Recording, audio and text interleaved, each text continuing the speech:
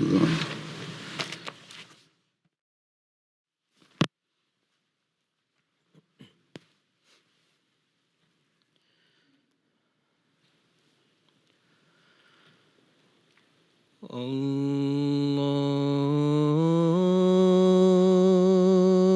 أكبر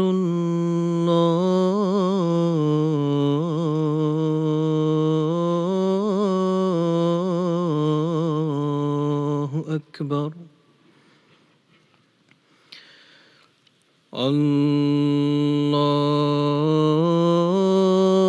الله أكبر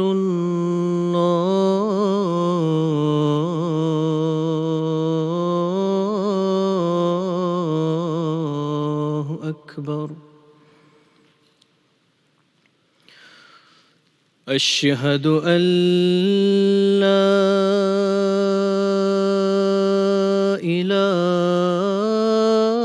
إله إلا الله أشهد أن لا إله إلا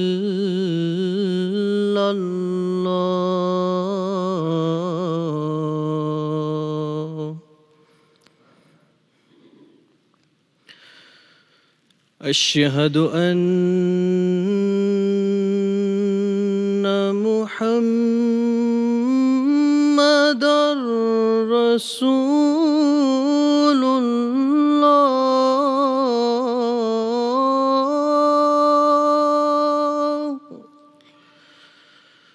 أشهد أن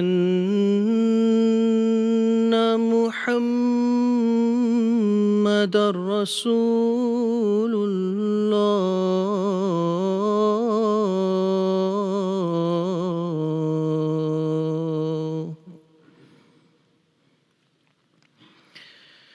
حي على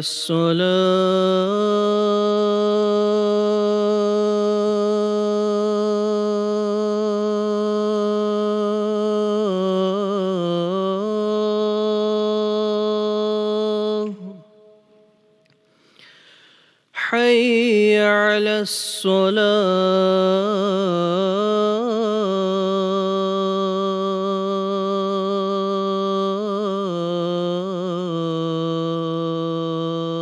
الصلاة حي على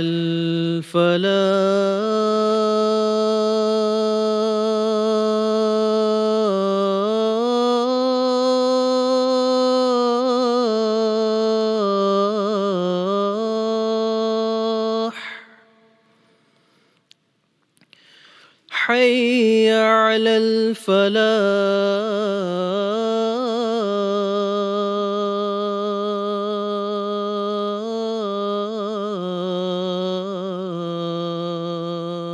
الفلاح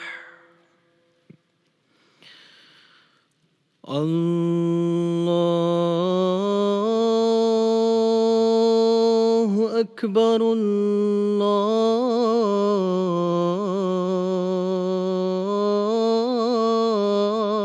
الله أكبر لا إله إلا الله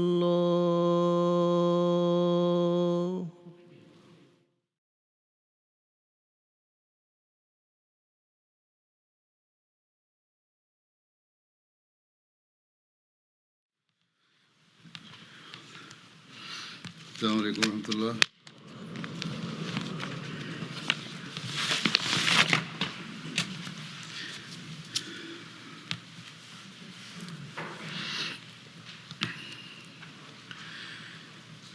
أشهد أن لا إله إلا الله وحده لا شريك له وأشهد أن محمدًا عبده ورسوله. أما بعد بالله من الشيطان الرجيم بسم الله الرحمن الرحيم الحمد لله رب العالمين الرحمن الرحيم مالك يوم الدين إياك نعبد وإياك نستعين اهدنا الصراط المستقيم صراط الذين أنعمت عليهم غير المغضوب عليهم ولا الضالين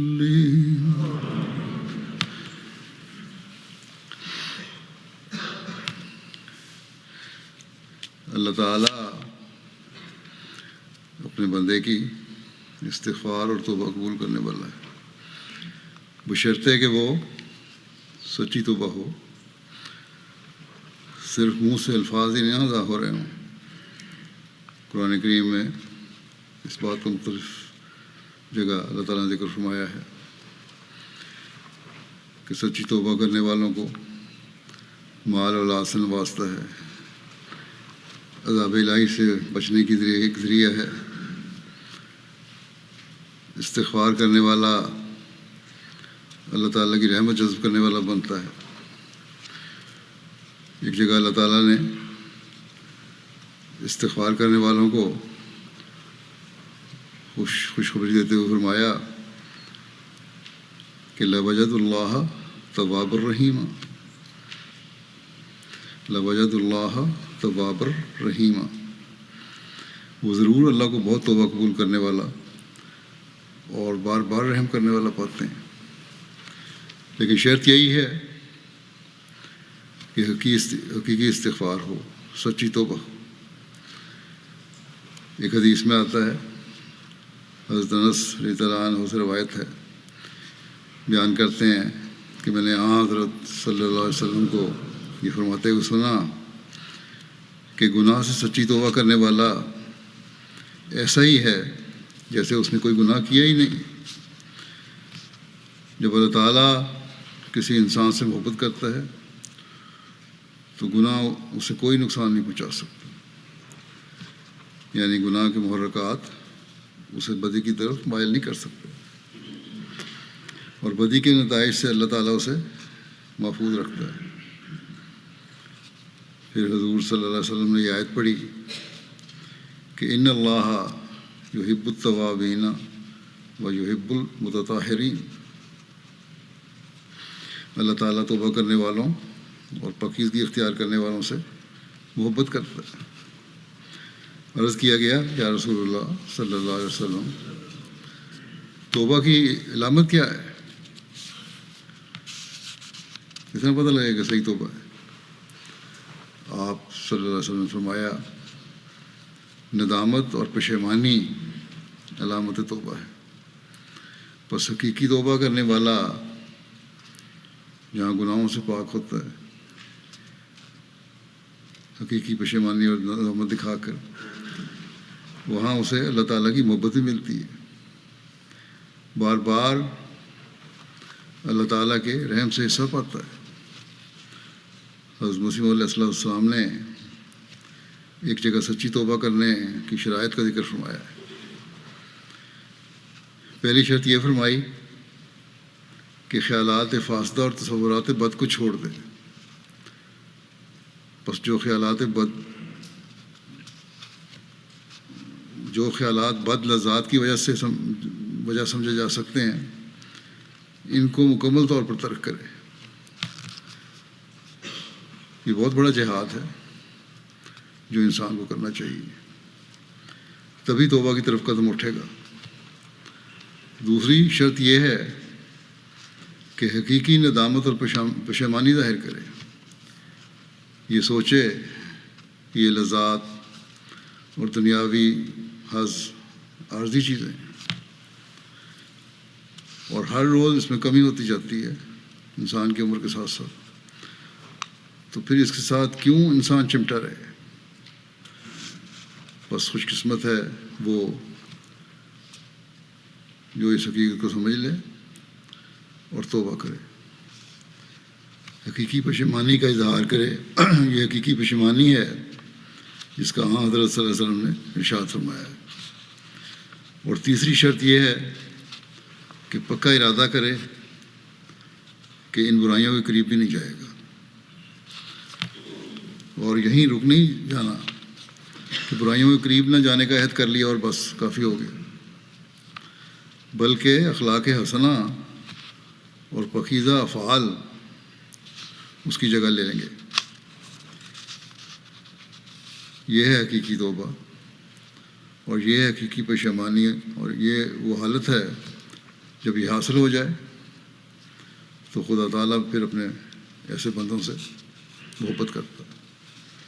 حضرت مسیح علیہ والسلام استغفار اور توبہ کی طرف ہمیں بار بار توجہ دلاتے ہیں۔ انسان غلطیاں کرتا ہے، اور جب یہ غلطیاں بار بار دہرائی جائیں تو پھر ایک کے بعد دوسرے گناہ میں مبتلا کرتی چلی جاتی ہیں۔ اس لیے ہر وقت اللہ تعالیٰ سے استغفار کرتے ہوئے، اللہ تعالیٰ کے حضور جھکتے ہوئے اپنے دلوں کو ہمیں پاک کرنے کی کوشش کرنی چاہیے، اور ہمیشہ اس فکر میں رہنا چاہیے کہ کبھی حقوق اللہ اور حقوق العباد ضائع نہ ہوں۔ جیسا کہ میں نے کہا، حضرت مسیح علیہ السلام نے جماعت کو استغفار اور توبہ کی طرف بار بار توجہ دلائی۔ آپ کو اتنی فکر تھی کہ کوئی موقع ایسا نہیں آیا جب آپ نے جماعت کو اس توجہ نہ دلائی ہو۔ اپنی مجالس میں، اپنی تحریرات میں بار بار توجہ دلائی۔ بس ہمارے لیے یہ بہت ضروری ہے کہ اللہ تعالیٰ اور اس کے رسول کے احکام اور ارشادات کی روشنی میں بیان کردہ حضرت مسیح علیہ والسلام کے ارشادات کو ہمیشہ سامنے رکھ کر ان پر عمل کرنے کی کوشش کریں، تاکہ حق کے بیعت ادا کرنے والے بھی بنیں۔ اگر ہم اپنے اندر پاک تبدیلی پیدا نہ کریں اور حقیقی توبہ اور استغفار کی توجہ نہ دیں تو ہمارا اپنی اصلاح کا عہد کرنا ہمیں کچھ فائدہ نہیں دے سکتا۔ حضرت مسیح علیہ السلام نے بہت جگہ توبہ کے بارے میں بیان فرمایا۔ بعض اقتباسات پیش کرتا ہوں۔ استغفار کا فائدہ کیا ہے، یہ بیان فرماتے ہوئے آپ فرماتے ہیں کہ وَأَنِ اسْتَغْفِرُوا رَبَّكُمْ ثُمَّ تُوبُوا إِلَيْهِ۔ یاد رکھو کہ یہ دو چیزیں اس امت کو عطا فرمائی گئی ہیں، ایک قوت حاصل کرنے کے واسطے، دوسری حاصل کردہ قوت کو عملی طور پر دکھانے کے لیے۔ قوت حاصل کرنے کے واسطے استغفار ہے، جس کو دوسرے لفظوں میں استمداد اور استعانت بھی کہتے ہیں، مدد مانگنا اللہ تعالیٰ سے۔ صوفیوں نے لکھا ہے کہ جیسے ورزش کرنے سے مثلاً مقدروں اور مغریوں کے اٹھانے اور پھیرنے سے جسمانی قوت اور طاقت بڑھتی ہے، ویٹ لفٹنگ کرنے والے ہیں، ویٹ اٹھانے والے ہیں، ڈمبل اٹھانے والے ہیں، مختلف قسم کی ورزشیں کرنے والے ہیں، جس طرح ان کے ورزش کرنے سے جسمانی طاقت بڑھتی ہے، اسی طرح پر روحانی مقدر استغفار ہے۔ اس کے ساتھ روح کو ایک قوت ملتی ہے اور دل میں استقامت پیدا ہوتی ہے۔ جسے قوت لینی مطلوب ہو وہ استغفار کرے۔ طاقت حاصل کرنی ہے، استغفار کرو۔ غفر ڈھانکنے اور دبانے کو کہتے ہیں۔ استغفار سے انسان ان جذبات اور خیالات کو ڈھانپنے اور دبانے کی کوشش کرتا ہے جو خدا تعالیٰ سے روکتے ہیں۔ پس استغفار کے یہی معنی ہیں کہ زہریلے مواد جو حملہ کر کے انسان کو ہلاک کرنا چاہتے ہیں ان پر غالب آوے، اور خدا تعالیٰ کے احکام کی بجاوری کی راہ کی روکوں سے بچ کر انہیں عملی رنگ میں دکھائے۔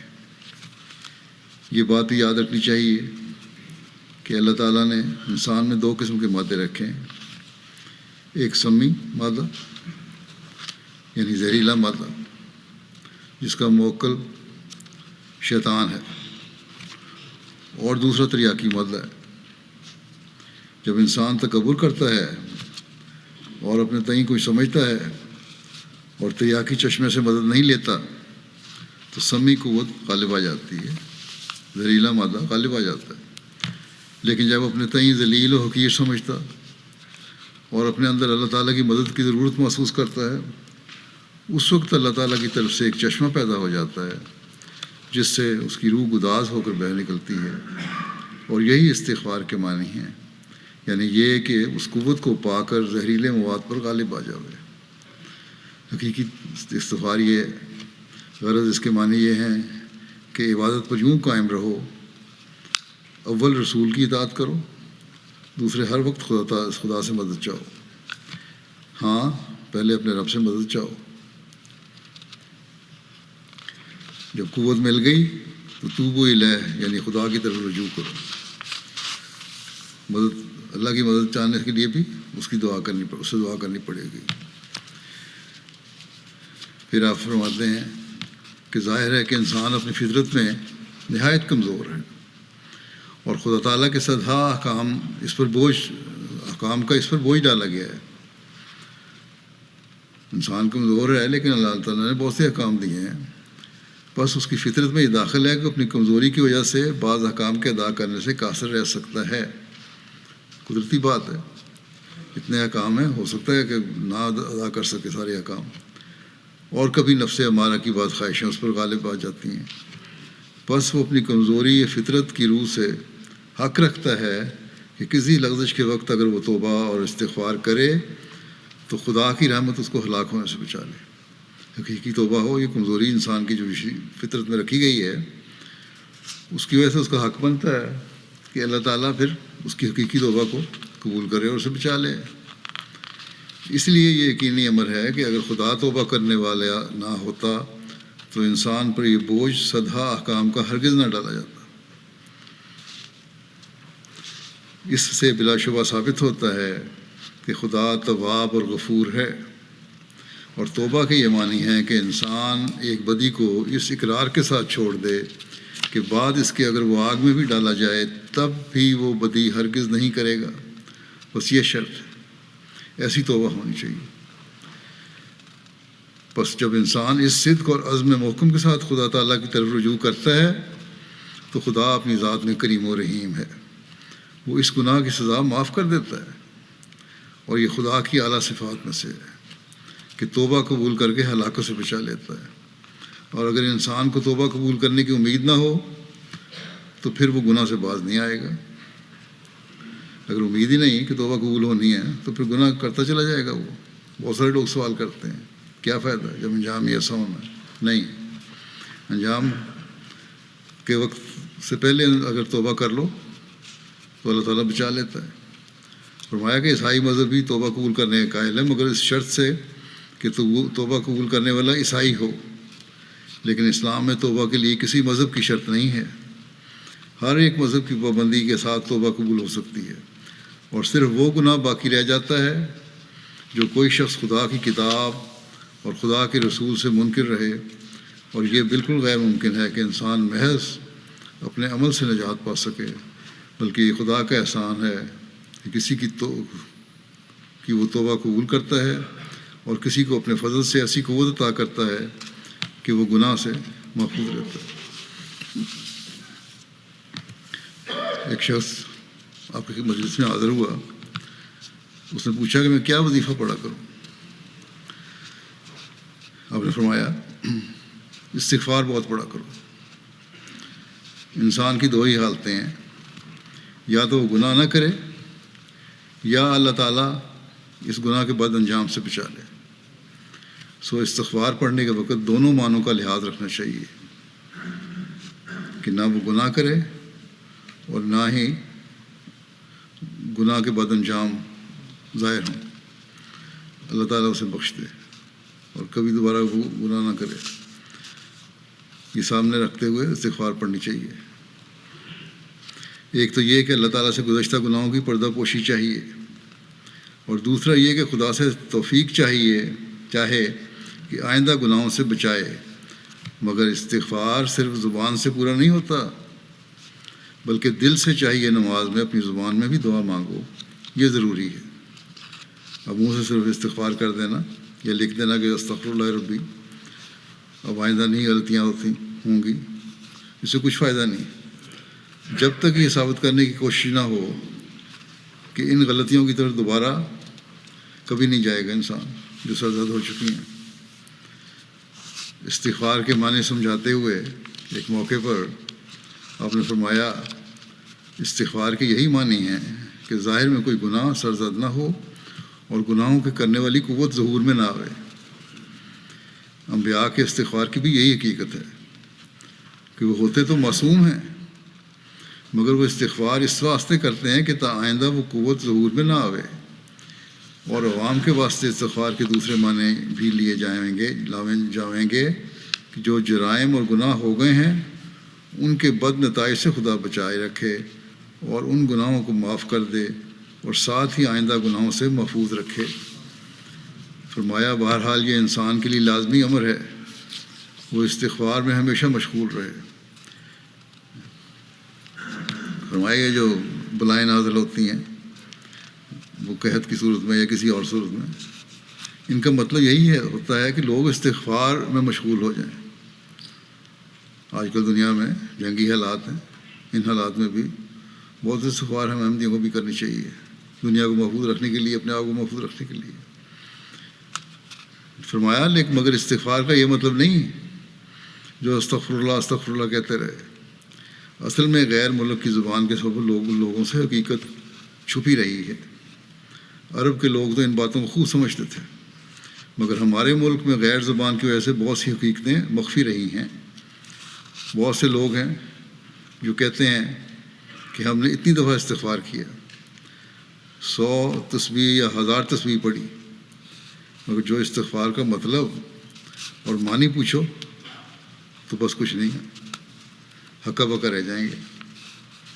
انسان کو چاہیے کہ حقیقی طور پر دل ہی دل میں معافی مانگتا رہے کہ وہ معاصی اور جرائم جو مجھ سے سرزد ہو چکے ہیں ان کی سزا نہ بھگتنی پڑے، اور آئندہ دل ہی دل میں ہر وقت خدا تعالیٰ سے مدد طلب کرتا رہے کہ آئندہ نیک کام کرنے کی توفیق دے اور معصیت سے بچائے رکھے۔ فرمایا خوب یاد رکھو کہ لفظوں سے کچھ کام نہیں بنے گا، اپنی زبان میں بھی استغفار ہو سکتا ہے کہ خدا تعالیٰ پچھلے گناہوں کو معاف کرے اور آئندہ گناہوں سے محفوظ رکھے اور نیکی کی توفیق دے، اور یہی حقیقی استغفار ہے۔ کوئی ضرورت نہیں کہ یوں ہی استغفر اللہ کہتا پھرے اور دل کو خبر تک نہ ہو۔ یاد رکھو خدا تک وہی بات پہنچتی ہے جو دل سے نکلتی ہے۔ اپنی زبان میں ہی خدا تعالیٰ سے دعائیں مانگنی چاہیے، اس سے دل پر بھی اثر ہوتا ہے۔ زبان تو صرف دل کی شہادت دیتی ہے، اگر دل میں جوش پیدا ہو اور زبان بھی ساتھ مل جائے تو اچھی بات ہے۔ بغیر دل کے صرف زبانی دعائیں عبث ہیں، فضول۔ ہاں دل کی دعائیں اصلی دعائیں ہوتی ہیں۔ جب قبل از وقت بلا انسان اپنے دل ہی دل میں خدا تعالیٰ سے دعائیں مانگتا رہتا ہے تو استغفار کرتا رہتا ہے، تو پھر خداوند رحیم و کریم ہے، وہ بلا ٹل جاتی ہے۔ لیکن جب بلا نازل ہو جاتی ہے پھر نہیں ٹلا کرتی۔ بلا کے نازل ہونے سے پہلے دعائیں کرتے رہنا چاہیے اور بہت استغفار کرنا چاہیے، اس طرح سے خدا بلا کے وقت محفوظ رکھتا ہے۔ ہماری جماعت کو چاہیے کہ کوئی امتیازی بات بھی دکھائے۔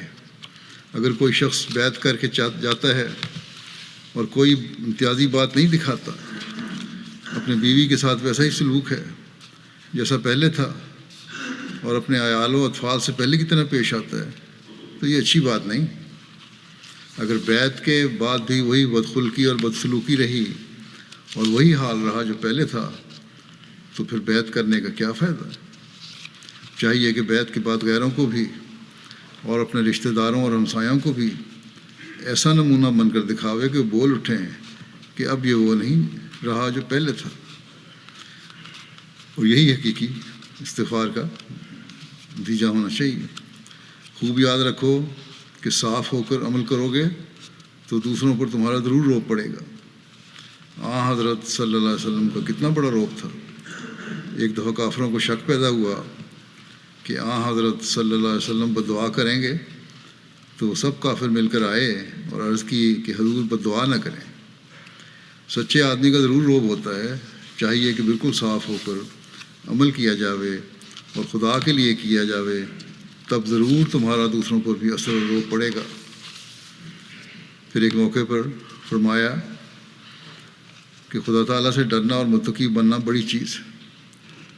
خدا اس کے ذریعے سے 1000 آفات سے بچا لیتا ہے، بجوز اس کے کہ خدا تعالیٰ کی حفاظت کے شامل ہو. کوئی نہیں کہہ سکتا کہ مجھے بلا نہیں پکڑے گی، اور کسی کو بھی مطمئن نہیں ہونا چاہیے. آفات تو ناگہانی طور سے آ جاتے ہیں، کسی کو کیا معلوم کہ رات کو کیا ہوگا. لکھا ہے کہ ایک بار حضرت صلی اللہ علیہ وسلم کھڑے ہوئے، پہلے بہت روئے، پھر لوگوں کو مخاطب کر کے فرمایا، یا عباد اللہ، خدا سے ڈرو، اے اللہ کے بندو خدا سے ڈرو. آفات اور بلیات چونٹیوں کی طرح انسان کے ساتھ لگے ہوئے ہیں، ان سے بچنے کی راہ نہیں بجوز اس کے کہ سچے دل سے توبہ اور استغفار میں مصروف ہو جاؤ. پھر فرمایا کہ استغفار کے معنی یہ ہیں، مزید وضاحت کر رہے ہیں، کہ خدا تعالیٰ سے اپنی گزشتہ جرائم اور معاصی کی سزا سے حفاظت چاہنا اور آئندہ گناہوں کے سرزد ہونے سے حفاظت مانگنا. استغفار انبیاء بھی کیا کرتے تھے اور عوام بھی. بعض نادان پادریوں نے حضرت صلی اللہ علیہ وسلم کے استغفار پر اعتراض کیا ہے. یہ جواب دے رہے ہیں، آپ کہتے ہیں جی صلی اللہ علیہ وسلم استغفار کیا کرتے تھے، اس کا مطلب وہ گناہ گار تھے، نعوذ باللہ. فرمایا اور لکھا ہے کہ ان کے استغفار کرنے سے نعوذ باللہ حضرت صلی اللہ علیہ وسلم کا گناہ گار ہونا ثابت ہوتا ہے. یہ نادان نہیں سمجھتے کہ استغفار تو ایک اعلیٰ صفت ہے. انسان فطرتاً ایسا بنا ہے کہ کمزوری اور ضعف اس کا فطری تقاضا ہے. انبیاء اس فطرتی کمزوری اور ضعف بشریت سے خوب واقف ہوتے تھے، لہذا وہ دعا کرتے ہیں کہ یا الہی تو ہماری ایسی حفاظت کر کہ وہ بشری کمزوریاں ظہور پذیر ہی نہ ہوں. غفر کہتے ہیں ڈھانکنے کو. اصل بات یہی ہے کہ جو طاقت خدا کو ہے وہ نہ کسی نبی کو ہے، نہ ولی کو اور نہ رسول کو. کوئی دعویٰ نہیں کر سکتا کہ میں اپنی طاقت سے گناہ سے بچ سکتا ہوں. بس انبیاء بھی حفاظت کے واسطے خدا کے محتاج ہیں. بس اظہار عبودیت کے واسطے حضرت صلی اللہ علیہ وسلم بھی اور انبیاء کی طرح اپنی حفاظت خدا تعالیٰ سے مانگا کرتے تھے. یہ لوگوں کا خیال غلط ہے. عیسائی کے لوگ جو کہتے ہیں نا کہ عیسیٰ علیہ السلام استغفار نہیں کرتے تھے، فرمایا کہ یہ غلط خیال ہے ان کا. حضرت عیسیٰ استغفار نہ کرتے تھے. یہ ان کی بیوقوفی اور بے سمجھی ہے، اور یہ حضرت عیسیٰ پر تہمت لگاتے ہیں. انجیل میں غور کرنے سے صریح اور صاف طور پر معلوم ہوتا ہے کہ انہوں نے جا بجا اپنی کمزوریوں کو اعتراف کیا اور استغفار بھی کیا. حضرت عیسیٰ نے فرمایا کہ اچھا بھلا یہ بتاؤ کہ اہلی لمحہ سبقتا نہیں سے کیا مطلب ہے؟ ابھی کر کے کیوں نہ پکارا؟ عبرانی میں اہل خدا کو کہتے ہیں. اس کے یہی معنی ہے کہ رحم کر اور فضل کر اور مجھے ایسی بے سر و سمانی میں نہ چھوڑ، یعنی میری حفاظت کر. در حقیقت مشکل تو یہ ہے، فرمایا کہ در حقیقت مشکل تو یہ ہے کہ ہندوستان میں بوجہ اختلاف زبان استغفار کا اصل مقصد ہی مفقود ہو گیا ہے، اور ان دعاؤں کو ایک جنتر منتر کی طرح سمجھ لیا ہے. کیا نماز اور کیا استغفار اور کیا توبہ. اگر کسی کو نصیحت کرو کہ استغفار پڑھا کرو تو یہی جواب دیتا ہے کہ میں تو استغفار کی 100 بار یا 200 بار تسبیح پڑھتا ہوں، مگر مطلب پوچھو تو کچھ نہیں جانتے. استغفار ایک عربی لفظ ہے. اس کے معنی ہے طلب مغفرت کرنا، کہ یا الہی ہم سے پہلے جو گناہ سرزد ہو چکے ہیں ان کے بد نتائج سے ہمیں بچا، کیونکہ گناہ ایک زہر ہے اور اس کا اثر بھی لازمی ہے. اور آئندہ ایسی حفاظت کر کہ گناہ ہم سے سرزد ہی نہ ہوں. صرف زبانی تکرار سے مطلب حاصل نہیں ہوتا. فرمایا کہ توبہ کے معنی ہے ندامت اور پشیمانی سے ایک بد کام سے رجوع کرنا. توبہ کوئی برا کام نہیں ہے، بلکہ لکھا ہے کہ توبہ کرنے والا بندہ خدا کو بہت پیارا ہوتا ہے. خدا تعالیٰ کا نام بھی تواب ہے. اس کا مطلب یہ ہے کہ جب انسان اپنے گناہوں اور افعال بد سے نادم ہو کر پشیمان ہوتا ہے اور آئندہ اس بد کام سے باز رہنے کا عہد کرتا ہے تو اللہ تعالیٰ بھی اس پر رجوع کرتا ہے رحمت سے۔ خدا انسان کی توبہ سے بڑھ کر توبہ کرتا ہے۔ چنانچہ حدیث شریف میں آتا ہے کہ اگر انسان خدا کی طرف ایک بلشت بھر جاتا ہے تو خدا اس کی طرف ہاتھ پر آتا ہے۔ اگر انسان چل کر آتا ہے تو خدا تعالیٰ دوڑ کر آتا ہے۔ یعنی اگر انسان خدا کی طرف توجہ کرے تو اللہ تعالیٰ بھی رحمت، فضل اور مغفرت میں انتہا درجہ کا اس پر فضل کرتا ہے۔ لیکن اگر خدا سے منہ پھیر کر بیٹھ جاوے تو خدا تعالیٰ کو کیا پرواہ ہے۔ استغفار کی حقیقت بیان فرماتے ہوئے ہم نے فرمایا کہ جاننا چاہیے کہ اللہ تعالیٰ کے قرآن شریف نے 2 نام پیش کیے ہیں، الحی اور القیوم۔ الحی کے معنی ہیں خدا زندہ اور دوسروں کو زندگی عطا کرنے والا ہے، اور القیوم خود قائم اور دوسروں کے قیام کا اصلی باعث ہے۔ ہر ایک چیز کا ظاہری باطنی قیام اور زندگی انہی 2 صفات کے طفیل سے ہے۔ پس حی کا لفظ چاہتا ہے کہ اس کی عبادت کی جائے، جیسا کہ اس کا مصدر سورہ فاتحہ میں ایاک نعبد سے، اور القیوم چاہتا ہے کہ اس سے سہارا طلب کیا جائے، اس کو ایاک نستعین کے لفظ سے ادا کیا گیا ہے۔ حی کا لفظ عبادت کو اس لیے چاہتا ہے کہ اس نے پیدا کیا اور پھر پیدا کر کے چھوڑ نہیں دیا، جیسے مثلا معمار بلڈنگ بنانے والا کا ہے جو ہے میسن، جس نے عمارت کو بنایا ہے، اس کے مر جانے سے عمارت کو کوئی حرج نہیں ہے، مگر انسان کو خدا کی ضرورت ہر حال میں لاحق رہتی ہے۔ اس لیے ضروری ہوا کہ خدا سے طاقت طلب کرتے رہیں، اور یہی استغفار ہے۔ اصل حقیقت تو استغفار کی یہ ہے۔ پھر اس کو وسیع کر کے ان لوگوں کے لیے کیا گیا کہ جو گناہ کرتے ہیں کہ ان کے برے نتائج سے محفوظ رکھا جائے۔ گناہ نہیں بھی کیا تو زندہ رہنے کے لیے بھی استغفار چاہیے، اللہ تعالیٰ کی پناہ میں رہنے کے لیے۔ لیکن اصل یہ ہے کہ انسانی کمزوریوں سے بچایا جاوے۔ پس جو شخص انسان ہو کر استغفار کی ضرورت نہیں سمجھتا وہ بے ادب دہریہ ہے۔ پھر ایک جگہ استغفار کی حقیقت کو یوں بیان فرمایا کہ گناہ ایک ایسا کیڑا ہے جو انسان کے خون میں ملا ہوا ہے، مگر اس کا علاج استغفار سے ہی ہو سکتا ہے۔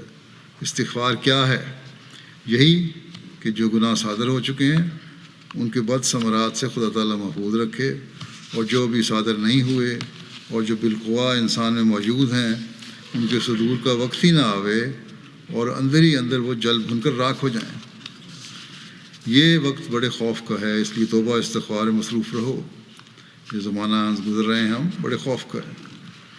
توبہ استغفار میں مصروف رہو اور اپنے نفس کا مطالعہ کرتے رہو۔ ہر مذہب و ملت کے لوگ اور اہل کتاب مانتے ہیں کہ صدقات و خیرات سے عذاب ٹل جاتا ہے، مگر قبل از نزول عذاب، مگر جب نازل ہو جاتا ہے تو ہرگز نہیں ٹلتا۔ پر تم ابھی سے استغفار کرو اور توبہ میں لگ جاؤ تا تمہاری باری ہی نہ آوے اور اللہ تعالیٰ تمہاری حفاظت کرے۔ بس آج کل دنیا کے حالات کو بھی سامنے رکھ کر ہمیں بہت استغفار کرنی چاہیے۔ جیسا کہ میں نے پہلے بھی کہا، اللہ تعالیٰ ہمیں ہر قسم کے شرور اور آفات سے بچائے۔ توبہ کی حقیقت کی مزید وضاحت آپ نے اس طرح فرمائی، ایک جگہ فرمایا کہ یاد رہے کہ توبہ اور مغفرت سے انکار کرنا در حقیقت انسانی ترقیات کے دروازے کو بند کرنا ہے۔ توبہ کی حقیقت سے انکار کرنے والا ترقیات کے دروازے کو بند کرتا ہے، کیونکہ یہ بات تو ہر ایک کے نزدیک واضح اور بدیہات سے ہے کہ انسان کامل بذات نہیں، یعنی مکمل طور پر اپنی ذات میں بالکل کامل نہیں ہے، بلکہ تکمیل کا محتاج ہے۔ اور جیسا کہ وہ اپنی ظاہری حالت میں پیدا ہو کر آہستہ آہستہ اپنے معلومات وسیع کرتا ہے، پہلے ہی عالم فاضل پیدا نہیں ہو جاتا۔ اسی طرح وہ پیدا ہو کر جب ہوش پکڑتا ہے تو اخلاقی حالت اس کی نہایت گری ہوئی ہوتی ہے۔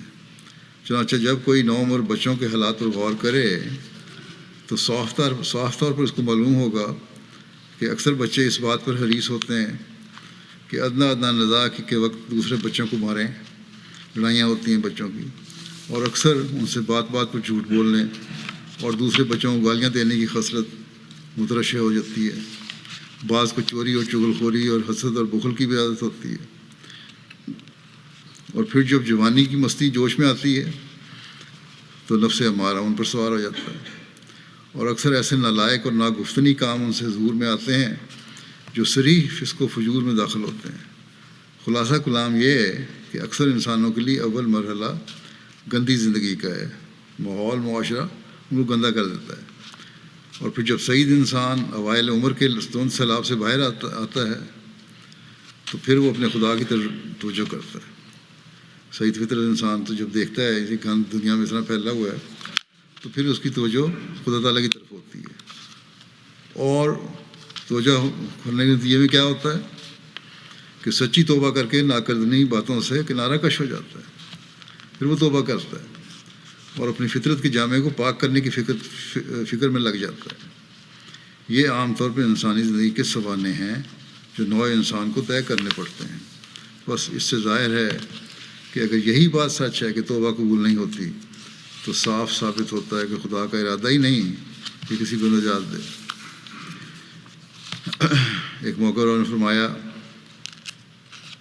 جب کہ کچھ لوگ آئے تھے، انہوں نے بیعت کی، مجلس جمی ہوئی تھی، ان کو نصیحت فرمائی آپ نے، فرمایا کہ خدا تعالیٰ کا منشا ہے کہ انسان توبہ نصوح کرے اور دعا کرے کہ اس سے گناہ سرزد نہ ہو، نہ آخرت میں رسوا ہو نہ دنیا میں۔ ایسی توبہ ہو کہ دنیا میں بھی رسوائی نہ ہو اور مرنے کے بعد بھی رسوائی نہ ہو۔ فرمایا کہ جب تک انسان سمجھ کر بات نہ کرے اور تذلل اس میں نہ ہو تو خدا تک وہ بات نہیں پہنچتی۔ صوفیوں نے لکھا ہے کہ اگر 40 دن گزر جائیں اور خدا کی راہ میں رونا نہ آوے تو دل سخت ہو جاتا ہے۔ تو سختی قلب کا کفارہ یہی ہے کہ انسان روے، اس کے لیے محرکات ہوتے ہیں۔ انسان نظر ڈال کر دیکھے کہ اس نے کیا بنایا ہے اور اس کی عمر کا کیا حال ہے، دیگر گزشتگان پر نظر ڈالے، گزرے ہوئے حالات جو ہیں اس میں بہت سارے تکلیف دہ حالات بھی ہیں، ان پہ نظر ڈالے، پھر انسان کا دل لرزاں و ترساں ہوتا ہے۔ جو شخص دعوے سے کہتا ہے کہ میں گناہ سے بچتا ہوں وہ جھوٹا ہے۔ جہاں شیرینی ہوتی ہے وہاں چونٹیاں ضرور آتی ہیں۔ اسی طرح نفس کے تقاضے تو ساتھ لگے ہی ہیں، اس سے نجات کیا ہو سکتی ہے؟ خدا تعالیٰ کے فضل اور رحمت کا ہاتھ نہ ہو تو انسان گناہ سے نہیں بچ سکتا۔ نہ کوئی نبی، نہ ولی، اور نہ اس کے لیے فخر کا مقام ہے کہ ہم سے گناہ سرزد نہیں ہوتا، بلکہ وہ ہمیشہ خدا تعالیٰ کا فضل مانگتے تھے۔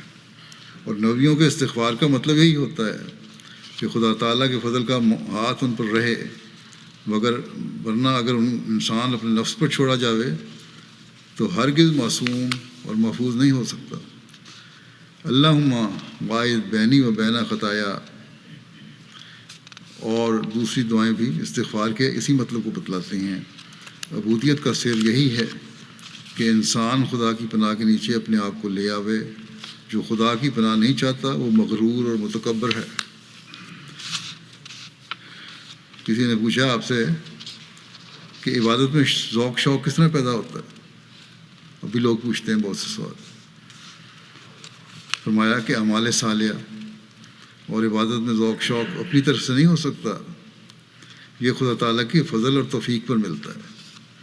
اس کے لیے ضروری ہے کہ انسان گھبرائے نہیں اور خدا تعالیٰ سے اس کی توفیق اور فضل کے واسطے دعائیں کرتا رہے۔ عبادت کا ذوق شوق بھی اللہ تعالیٰ سے مانگے اور ان دعاؤں میں تھک نہ جائے۔ جب انسان اس طرح پر مستقل مزاج ہو کر لگا رہتا ہے تو آخر خدا تعالیٰ اپنے فضل سے وہ بات پیدا کر دیتا ہے جس کے لیے اس کے دل میں تڑپ اور بےقراری ہوتی ہے۔ تڑپ اور بےقراری ہے عبادت کے ذوق شوق کی، تو پھر مستقل مزاجی سے لگے رہو، آخر وہ حالت پیدا ہو جاتی ہے، یعنی عبادت کے لیے ایک ذوق و شوق اور حلاوت پیدا ہونے لگتی ہے۔ لیکن اگر کوئی شخص مجاہدہ اور صحیح نہ کرے، کوشش ہی نہیں کری، مجاہدہ نہیں کیا، اور یہ سمجھے کہ پھونک مار کر دے، یہ اللہ تعالیٰ کا قاعدہ اور سنت نہیں ہے۔ اس طریق پر جو شخص اللہ تعالیٰ کو آزماتا ہے وہ خدا تعالیٰ سے ہنسی کرتا ہے اور مارا جاتا ہے۔ خوب یاد رکھو کہ دل اللہ تعالیٰ ہی کے ہاتھ میں ہے۔ اس کا فضل نہ ہو تو دوسرے دن جا کر عیسائی ہو جاوے، یہ کسی اور بے دینی میں مبتلا ہو جاوے۔ اس لیے ہر وقت اس کے فضل کے لیے دعا کرتے رہو اور اس کی استعانت چاہو تاکہ صراط مستقیم پر تمہیں قائم رکھے۔ جو شخص خدا تعالیٰ سے بے نیاز ہوتا ہے وہ شیطان ہو جاتا ہے۔ اس کے لیے ضروری ہے کہ انسان استغفار کرتا رہے تاکہ وہ زہر اور جوش پیدا نہ ہو جو انسان کو ہلاک کر دیتا ہے۔ بس عبادت کا معیار حاصل کرنے کے لیے بھی استغفار بہت ضروری ہے۔ پھر اس بات کی وضاحت فرماتے ہیں خدا تعالیٰ کے عذاب سے بچنے کا گر کیا ہے۔ آپ نے فرمایا توبہ استغفار کرنی چاہیے، یہ گر ہے۔ بغیر توبہ استغفار کے انسان کر ہی کیا سکتا ہے؟ سب نبیوں نے یہی کہا ہے کہ اگر توبہ استغفار کرو گے تو خدا بخش دے گا۔ سو نمازیں پڑھو اور آئندہ گناہوں سے بچنے کے لیے خدا تعالیٰ سے مدد چاہو اور پچھلے گناہوں کی معافی مانگو اور بار بار استغفار کرو تاکہ جو قوت گناہ کی انسان کی فطرت میں ہے وہ ظہور میں نہ آوے۔ انسان کی فطرت میں دو طرح کا ملکہ پایا جاتا ہے، ایک تو کسب خیرات اور نیک کاموں کے کرنے کی قوت ہے، اور دوسرے برے کاموں کو کرنے کی قوت۔ اور ایسی قوت کو روک کے رکھنا یہ خدا تعالیٰ کا کام ہے، اور یہ قوت انسان کے اندر اس طرح سے ہوتی ہے جس طرح کہ پتھر میں ایک آگ کی قوت ہوتی ہے۔ پھر فرمایا وَأَنِ اسْتَغْفِرُوا رَبَّكُمْ ثُمَّ تُوبُوا إِلَيْهِ۔ یاد رکھو کہ دو چیزیں اس امت کو عطا فرمائی گئی ہیں، ایک قوت حاصل کرنے کے واسطے استغفار کرو، دوسری حاصل کردہ قوت کو عملی طور پر دکھانے کے لیے توبہ کرتے ہوئے اس کی طرف رجوع کرو۔ قوت حاصل کرنے کے والے استغفار ہے، جس کو دوسرے لفظوں میں استمداد اور استعانت بھی کہتے ہیں۔ صوفیوں نے لکھا ہے کہ جیسے ورزش کرنے سے، جس نے پہلے بیان ہوا تھا، مقدروں اور مغیوں کے اٹھانے اور پھیرنے سے جسمانی قوت اور طاقت بڑھتی ہے، اسی طرح پر روحانی مقدر استغفار ہے۔ اس کے ساتھ روح کو ایک قوت ملتی ہے اور دل میں استقامت پیدا ہوتی ہے، جسے قوت یعنی مطلوب ہو اور استغفار کرے۔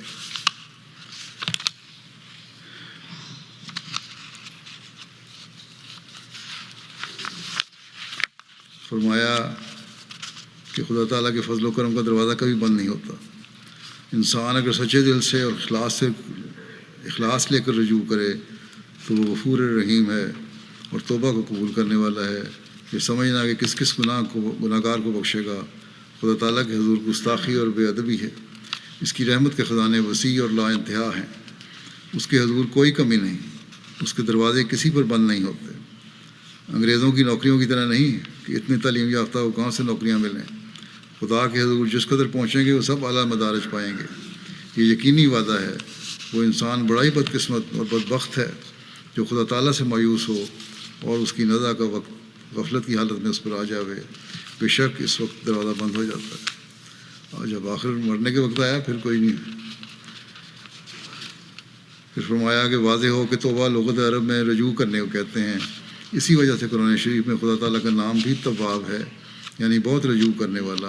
اس کے معنی یہ ہے کہ جب انسان گناہوں سے دستبردار ہو کر صدق کے دل سے خدا تعالیٰ کی طرف رجوع کرتا ہے تو خدا تعالیٰ اس سے بڑھ کر اس کی طرف رجوع کرتا ہے، اور یہ امر سراسر قانون قدرت کے مطابق ہے، کیونکہ جب کہ خدا تعالیٰ نے نوع انسان کی فطرت میں یہ بات رکھی ہے کہ جب ایک انسان سچے دل سے دوسرے انسان کی طرف رجوع کرتا ہے تو اس کا دل بھی اس کے لیے نرم ہو جاتا ہے، تو پھر عقل کیوں کر اس بات کو قبول کر سکتی ہے کہ بندہ تو سچے دل سے خدا تعالیٰ کی طرف رجوع کرے مگر خدا اس کی طرف رجوع نہ کرے، بلکہ خدا جس کی ذات نہایت کریم و رحیم واقع ہوئی ہے وہ بندے سے بہت زیادہ اس کی طرف رجوع کرتا ہے۔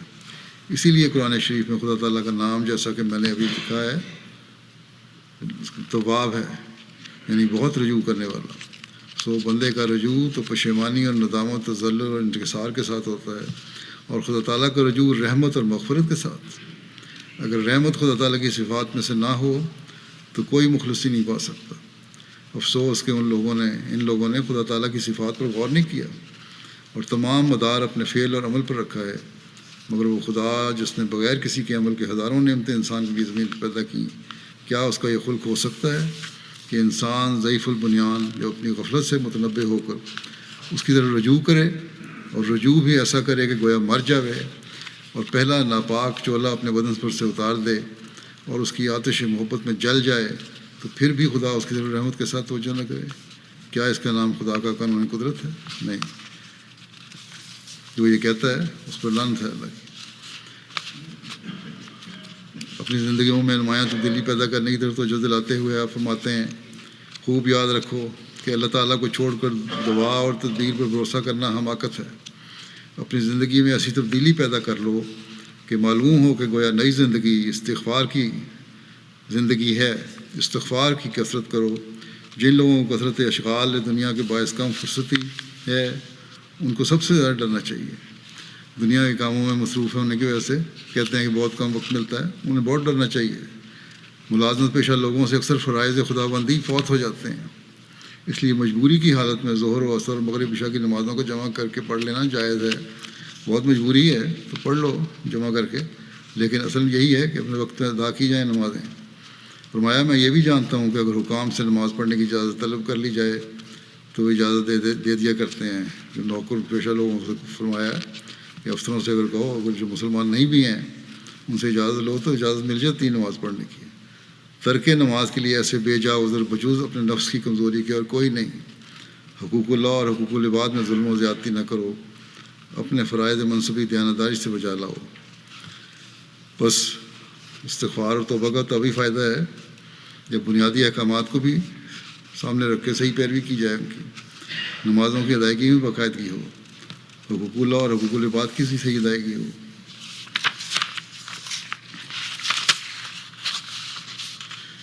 آپ نے فرمایا کہ پس اٹھو اور توبہ کرو اور اپنے مالک کو نیک کاموں سے راضی کرو. اور یاد رکھو کہ اعتقادی غلطیوں کی سزا تو مرنے کے بعد ہے. اور ہندو یا عیسائی یا مسلمان ہونے کا فیصلہ تو قیامت کے دن ہوگا. لیکن جو شخص ظلم اور تعدی اور فسق و فجور میں حد سے بڑھتا ہے اس کو اسی جگہ سزا دی جاتی ہے. تب وہ خدا کی سزا سے کسی طرح بھاگ نہیں سکتا. سو اپنے خدا کو جلدی راضی کر لو. وہ نہایت درجہ کریم ہے. ایک دم کی گداز کرنے والی توبہ سے 70 برس کے گناہ بخش سکتا ہے. اور یہ مت کہو کہ توبہ منظور نہیں ہوتی. یاد رکھو تم اپنے اعمال سے کبھی بچ نہیں سکتے. ہمیشہ فضل بچاتا ہے نہ اعمال. اس لیے اللہ تعالیٰ کے حضور جھکو اور اس کا فضل مانگتے رہو، استغفار کرتے رہو. اے خدا، پھر فرمایا کہ اے خدائے کریم و رحیم، ہم سب پر فضل کر کہ ہم تیرے بندے اور تیرے آستانہ پر گریں. آمین. اللہ تعالیٰ ہمیں حضرت مسیح علیہ السلام کی دعا کا وارث بنائے اور ہم توبہ کے حقیقی مفہوم کو سمجھتے ہوئے، استغفار کی حقیقت کو سمجھتے ہوئے استغفار اور توبہ کرنے والے ہوں. میں چند بعض مرحومین کا ذکر کروں گا اور ان کا جنازہ پڑھاؤں گا بعد میں. اس سے پہلا ذکر ہے مکرمہ انسا بیگم صاحبہ کا، جو حضرت میر محمد اسحاق صاحب رضی اللہ عنہ کی بیٹی تھیں. 93 سال کی عمر میں گزشتہ دنوں ان کی وفات ہوئی ہے. انا للہ و انا الیہ راجعون. اللہ تعالیٰ کی طرف سے موسیہ تھیں. قادیان میں پیدا ہوئیں. حضرت میر ناصر نواب صاحب ان کے دادا تھے. ان کی والدہ کا نام حضرت صالحہ بیگم صاحبہ تھا، بنت پیر منظور محمد صاحب. ابتدائی تعلیم انہوں نے قادیان سے حاصل کی. ان کی 2 بیٹے اور 1 بیٹی کو اللہ تعالیٰ نے اس کو نوازا. قاضی شوکت صاحب سے ان کی شادی ہوئی تھی مرحوم سے. میر محمود صاحب ناصر لکھتے ہیں کہ رواز میں سے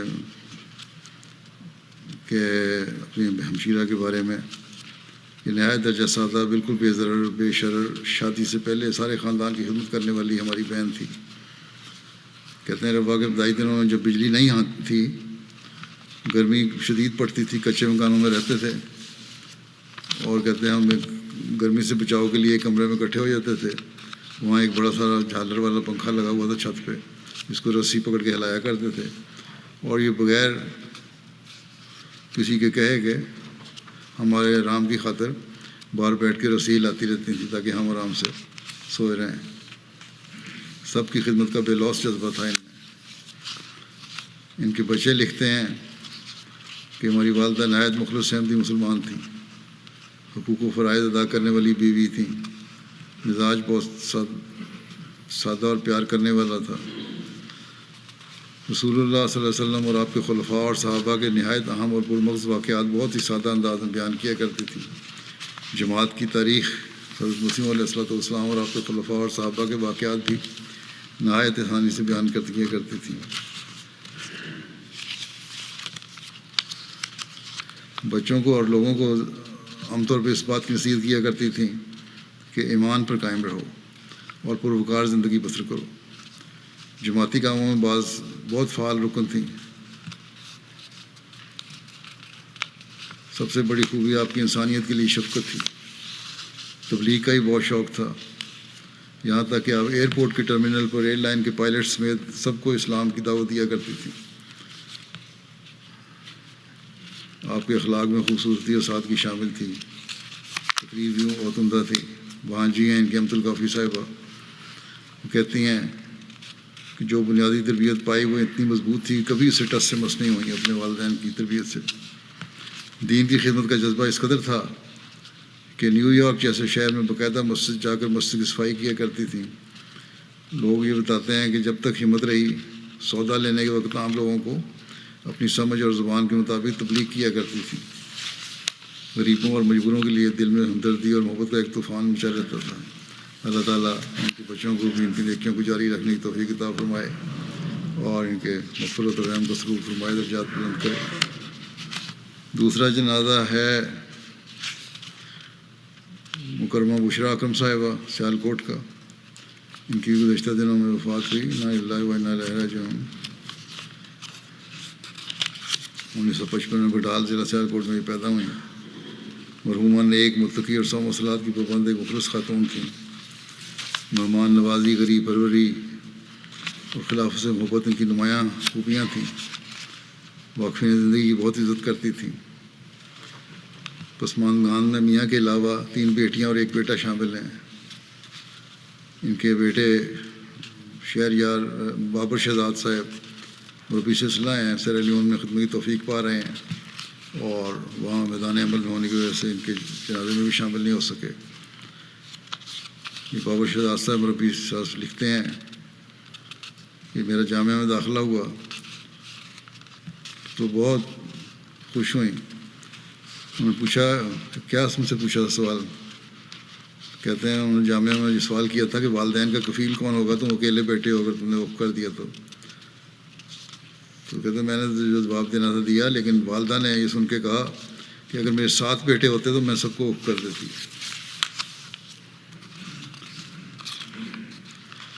کہتے ہیں آخری دنوں میں جب ہسپتال میں داخل تھیں، فون کیا، وہ پوچھا آپ کیسی ہیں؟ باوجود بڑی تکلیف کے انہوں نے یہی کہا کہ ٹھیک ہوں اور ڈاکٹر کی ہدایت مطابق سب کھا پی رہی ہوں، لیکن ساتھ یہ بھی کہا کہ اگر مجھے کچھ ہو گیا تو پریشان نہ ہونا اور ادھر ہی رہنا، افریقہ میں تم ہو وہیں رہنا، بچوں کو پریشان نہ کرنا، وقف زندگی ہو تم، اس کی صبر کرنا۔ اور کہتے ہیں یہی میری والدہ کے آخری الفاظ تھے۔ غریبوں، ضرورت مندوں اور بیواؤں کا خیال رکھتیں اور ان کی مالی مدد کیا کرتی تھیں۔ جب بھی گندم یا چاول کی فصل آتی تو اس کو کئی حصوں میں تقسیم کرتیں۔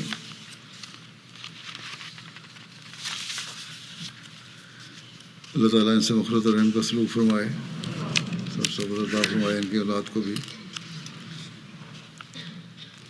تیسرا ذکر ہے مسرت جہاں صاحبہ اہلیہ چودھری محمد اختر صاحب آسٹریلیا کا۔ ان کی گزشتہ دنوں 87 سال کی عمر میں وفات ہوئی۔ انا للہ و انا الیہ راجعون۔ ان کے دادا بابو محمد افضل اوجلوی صاحب صحابی حضرت مسیح علیہ السلام تھے، جن کے زیر سایہ نے تربیت پائی۔ ان کو برین ہیمریج ہو گیا تھا، گزشتہ 16 سال سے اسی وجہ سے بیڈ پہ پڑی رہیں۔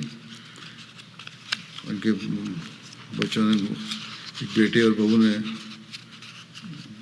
خاص ان کی خدمت کی، ان کے بیٹے زاہد نے۔ بہو کہتی ہیں کہ جس طرح انہوں نے میرے سے ہمیشہ سلوک رکھا اپنی ایکٹیو زندگی میں، وہ ساس نہیں تھی بلکہ بیٹی کی طرح سلوک رکھا۔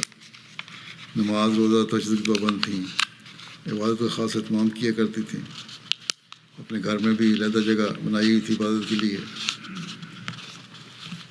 اور دارالعلوم سے مسجد مبارک میں جب درس ہوا کرتا تھا تو پیدل درس سنا جایا کرتی تھی، اور بلکہ آخری عشرے میں تراویح کے لیے بھی جایا کرتی تھی۔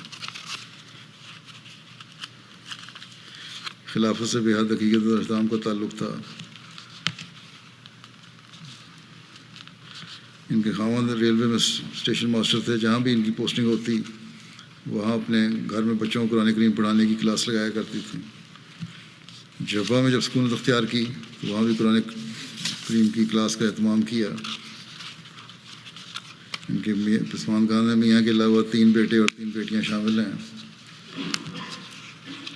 ان کے چھوٹے بیٹے حافظ راشد جاوید صاحب ناظم دارالقضاء ربوہ ہیں اور پھر زندگی ہیں۔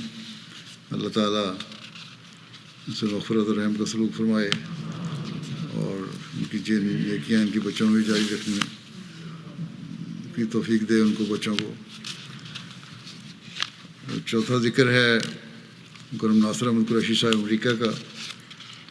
ان کی گزشتہ دنوں وفات ہوئی 88 سال کی عمر میں۔ انا للہ و انا الیہ راجعون۔ امت الباری ناصر صاحبہ کے شوہر تھے یہ، جو کہ لمبا عرصہ لجنہ معلّہ کراچی کی سیکرٹری اشاعت رہی ہیں۔ عثمان خان میں اہلیہ کے علاوہ 2 بیٹے اور 3 بیٹیاں شامل ہیں۔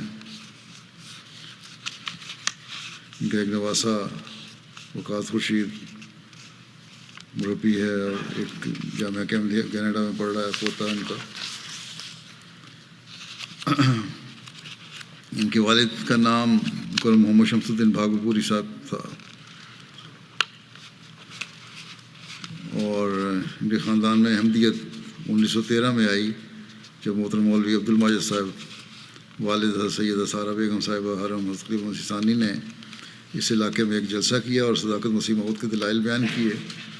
ان کے والد صاحب بہت متاثر ہوئے، اسٹیج پر جا کر ملاقات کی، لٹریچر دیا گیا جسے پڑھ کر احمدیت کے لیے جوش پیدا ہوا، دعائیں کیں انہوں نے۔ اللہ تعالیٰ نے خواب میں حضرت اقدس کی شبیہ مبارک اور مبشر خوابیں دکھائیں۔ چنانچہ حضرت خلیفۃ مسیح اول رضی اللہ عنہ کو بیعت کا خط لکھ دیا، آپ کی بیعت کی۔ اس طرح بھاگلپور کے اولین احمدیوں میں شامل ہوئے۔ شدید مخالفت کی وجہ سے اپنے 20 بچوں کے ساتھ ہجرت کر قادیان آ گئے، اور وہاں اخلاص و محبت ترقی کرتے چلے گئے۔ خلیفہ مسیح ثانی کے کار ڈرائیور کے طور پر بھی ان کو خدمت کی توفیق ملی۔ ناصر قریشی صاحب قادیان میں پیدا ہوئے تھے، پارٹیشن کے بعد کراچی میں رہائش اختیار کی، یہیں تعلیم پائی، بڑی محنت اور لگن سے نامساعد حالات کے باوجود پڑھتے رہے، بی الیکٹریکل انجینئرنگ کی، اور پھر اس کے بعد اپنے محکمہ ٹیلی فون میں ملازمت اختیار کی، جنرل مینیجر کے عہدے تک ترقی کی، اور ملازمت سے ریٹائر ہوئے تو بڑے محنتی اور ایماندار افسر کی شہرت کے ساتھ ریٹائرمنٹ حاصل کی۔ جماعت احمدیہ کراچی کے حلقہ ناظم آباد میں صدر حلقہ، اور جہاں بھی رہے ایک دوسری جگہ میں بھی صدر کے طور پر توفیق کی خدمت کی توفیق ملی۔ اللہ تعالیٰ ان سے مغفرت اور رحم کا سلوک فرمائے۔ ان کی اہلیہ امت الباری صاحبہ لکھتی ہیں کہ ہمیشہ ان کو میں نے صوم و صلات کا پابند پایا، مسجد میں دل لٹکا رہتا تھا، ذمہ دار شوہر، بچوں کی تعلیم و تربیت کا بہت خیال رکھنے والا پایا، ضرورت مندوں کی مدد کی توفیق ان کو ملتی تھی، خلافت سے والہانہ محبت کرنے والے تھے، صاف سیدھی سچی اور کھری بات کہتے تھے، اور خدا کے فضل سے موسی تھے۔ اللہ تعالیٰ ان کے بچوں کو بھی ان کی نیکیاں جاری رکھنے کی توفیق عطا فرمائے۔